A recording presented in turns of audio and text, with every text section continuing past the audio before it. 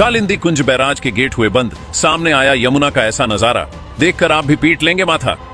यमुना का जलस्तर नीचे जाते ही जो मिला वो देखकर सन्न रह गए लोग। हैरान करने वाली तस्वीर सामने, इंसान का बनाया हुआ आइलैंड निकला बाहर। यमुना के नीचे मिला कुछ ऐसा कि चौंक गए दिल्ली वाले। कौन है इस हालत का जिम्मेदार, देखकर फटी रह गई सबकी आंखें। यमुना से ये सब क्या निकल रहा है। यमुना की बड़ी मशीन से सफाई चल रही थी, लेकिन कुछ ऐसा मिला जिससे लोगों के होश उड़ गए। सफाई करने वाले भी हैरान रह गए। क्या यमुना किनारे लाशों का ढेर लगा है। इधर कालिंदी कुंज बैराज के सारे गेट बंद होते ही इंसानों का बनाया आइलैंड सामने आ गया, जिसे देखकर दिल्ली वाले भी चौंक जाएंगे। सरकार बदल चुकी है, यमुना सफाई का वादा है, बड़ी बड़ी मशीनों को उतार दिया गया है। तो क्या जल्द ही यमुना ही नहीं बल्कि दिल्ली की तस्वीर बदलने वाली है। जिस छठ पूजा पर बैन लगाया गया था, अब वो जल्द ही यमुना की पवित्र धारा में हो सकती है। यमुना की गंदगी कुछ कम हुई और बदबू में भी कमी आई है। दिल्ली का रण जीतने के बाद पीएम मोदी ने यमुना को साफ करने की कसम खाई है। दिल्ली चुनाव में यमुना की गंदगी को बहुत बड़ा मुद्दा बनाया गया था। जनता ने भी दिल खोलकर भाजपा को वोट किया और सरकार भी बनवा दी। अब भाजपा सरकार ने भी बिना देरी किए मिशन मोड पर यमुना की सफाई का अभियान शुरू कर दिया। 3 साल में यमुना एक नए रूप में नजर आएगी। लेकिन इसी बीच कालिंदी कुंज में जो नजारा दिखा, उसे देखकर आप भी हैरान हो जाएंगे। कचरे का पहाड़ तो दिल्ली में सबने देखा है, और अब कचरे का आइलैंड कहिए या कचरे का बीच, वो भी सामने आ गया है। इतना प्लास्टिक यमुना में है जितना शायद कूड़े के पहाड़ में भी नहीं होगा। कई किलोमीटर तक फैली ये गंदगी बताती है कि इंसानों ने यमुना का क्या हाल कर दिया है। किसी भी नदी को नदी उसका पानी बनाता है, लेकिन यमुना में पानी से ज्यादा नालों का पानी है। प्लास्टिक से बने इस आइलैंड ने यमुना नदी का दम घोंट दिया है। ये नजारा तब सामने आया जब यमुना की सफाई के लिए 27 बैराज के गेट को बंद किया गया और नदी का जल स्तर बहुत कम हो गया। सोचिए और यमुना की ये हालत देखिए और कमेंट में बताइए कि आखिर इस हालत का जिम्मेदार कौन है।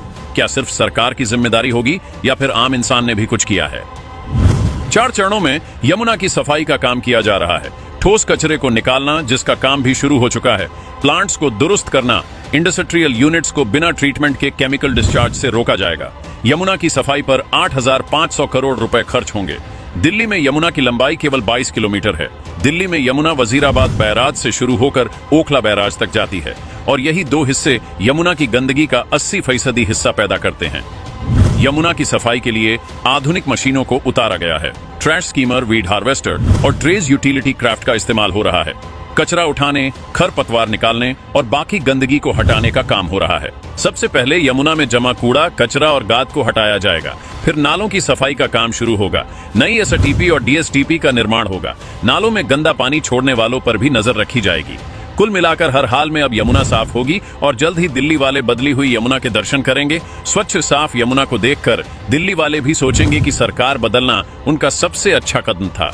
दिल्ली की नई सरकार का कहना है कि इस साल छठ महापर्व में श्रद्धालु यमुना में डुबकी लगाएंगे। इसके लिए सरकार युद्ध स्तर पर साफ सफाई के लिए काम शुरू कर दिया है। वहीं दूसरी ओर यमुना की सफाई पर प्रधानमंत्री कार्यालय भी निगरानी कर रहा है। दिल्ली में यमुना की सफाई के साथ साथ संध्या आरती की शुरुआत भी कर दी गई है। सीएम रेखा गुप्ता भी शपथ ग्रहण के बाद यमुना आरती में शामिल हुई थी और सरकार बनाने से पहले ही यमुना की सफाई का काम शुरू हो चुका था। यमुना की गंदगी एक नासूर बन चुकी है। तमाम राजनीतिक दलों की सरकारें आईं, उनके लंबे चौड़े वादे आए, लेकिन दुर्भाग्य से यमुना के गंदे पानी में बह गए।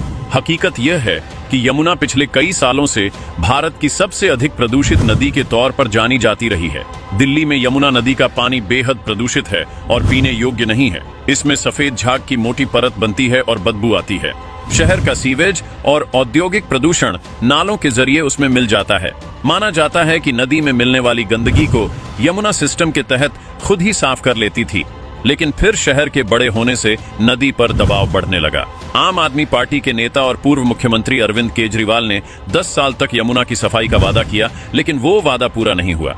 केजरीवाल की हार से सबक लेते हुए बीजेपी कोई रिस्क लेना नहीं चाहती।